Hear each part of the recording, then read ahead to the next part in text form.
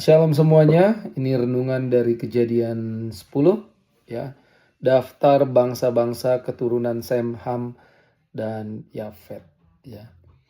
Kayaknya di Kejadian 10 ini udah mulai banyak nama-nama ya, keturunan-keturunan. Puji Tuhan ya.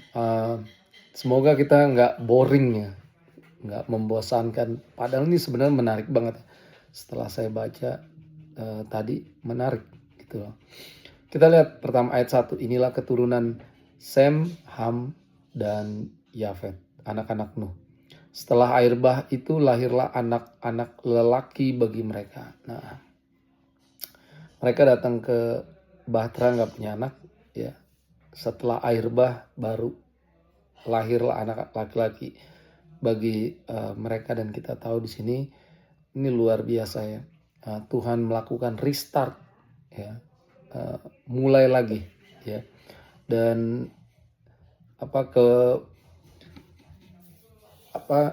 manusia semuanya sekarang berasal dari satu keluarga ini ya.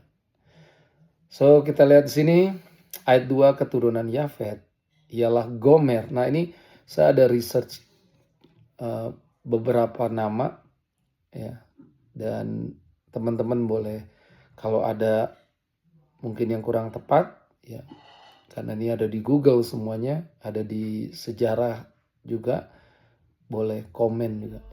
Keturunan Yafet ialah Gomer. Gomer ini Anatolia atau Turki modernnya ya, dan di daerah-daerah Eropa berarti ya, Turki. Magog ya, Magog itu area Rusia dan Ukraina ya.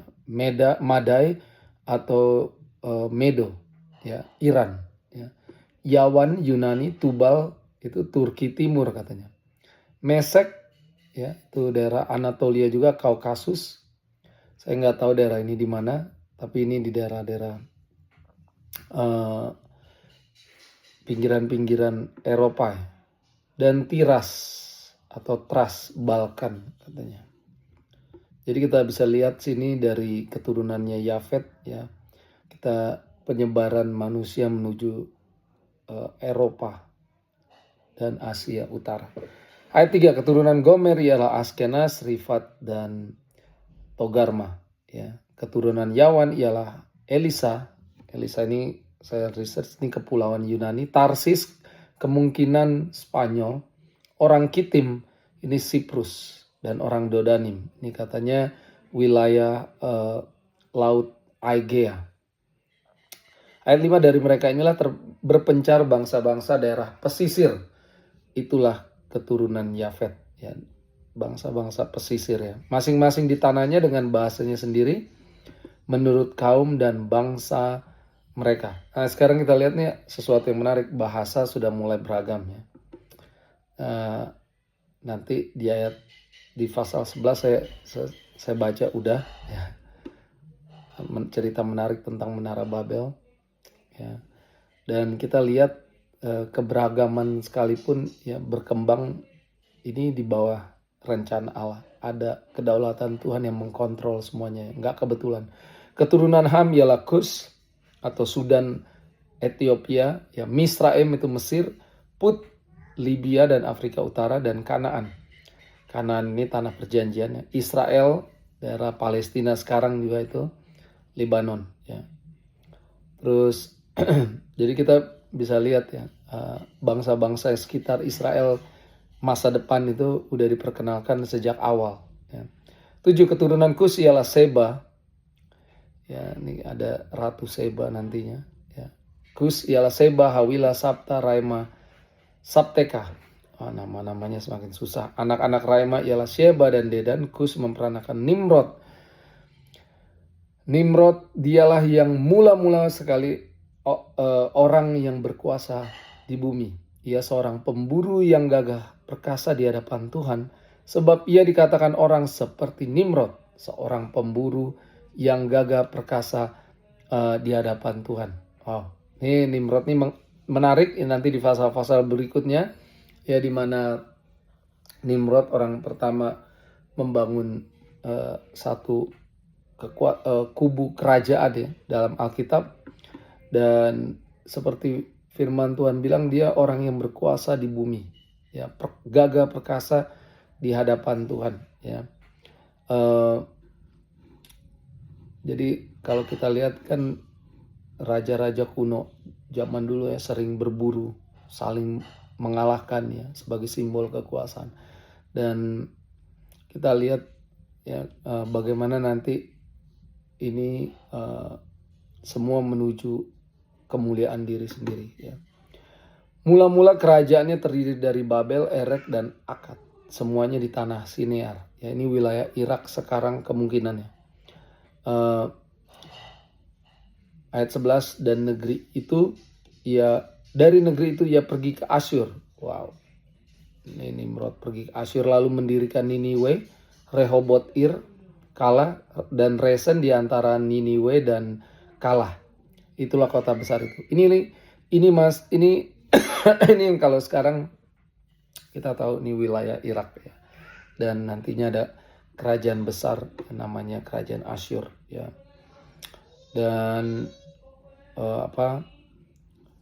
ayat 13, Misraim, Mesir memperanakan orang Ludim, orang Ananim, orang Lehabim, orang Naftuhim, orang Patrusim, orang Kasluhim.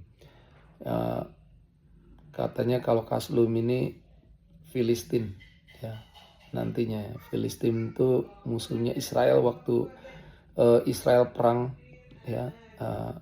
Filistin punya Goliat, Israel punya Daud ya. Dan orang Kaftorim, dari mereka inilah berasal orang Filistin ya. 15, Kanaan memperanakan Sidon, anak sulungnya, dan Het, serta orang Yebusi, orang Amori, dan orang Girgasi, orang Hewi, orang Arki, orang Sini, orang Arwadi, orang Semari, dan orang Hamati. Ini lokasi modern sekarang tuh Libanon, Israel, Suria, Yordania.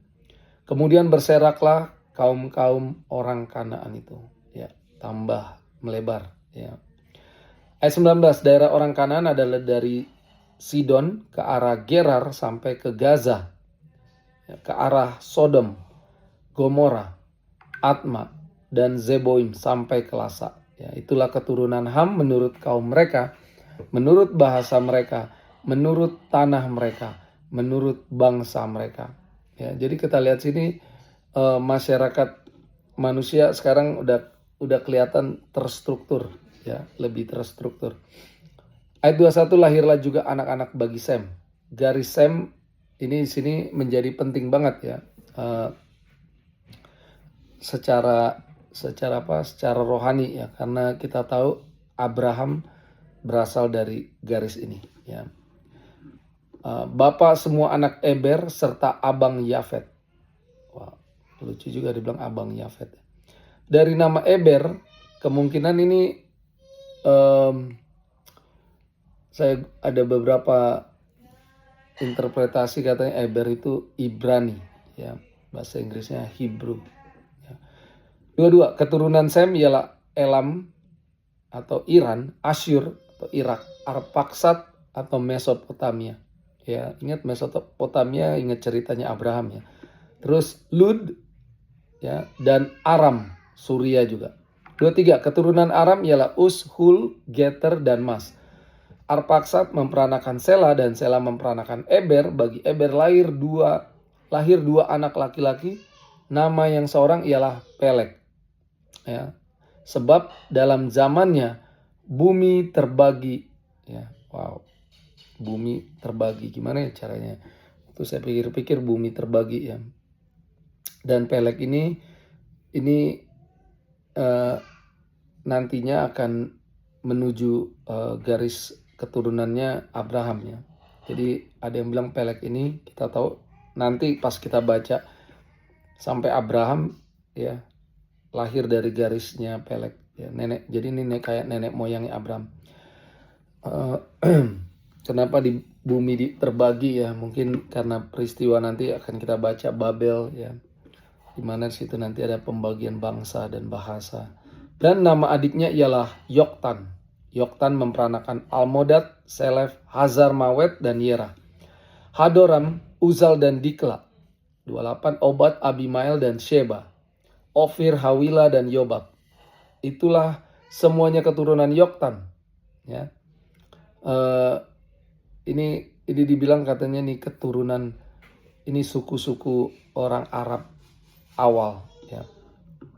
30 daerah kediaman mereka terbentang dari Mesa ke arah Sefar, yaitu pegunungan sebelah timur. Ya. 31, itulah keturunan Sem menurut kaum mereka, menurut bahasa mereka, menurut tanah mereka, menurut bangsa mereka. Jadi diulang lagi kayak tadi ya, kaum, bangsa, bahasa.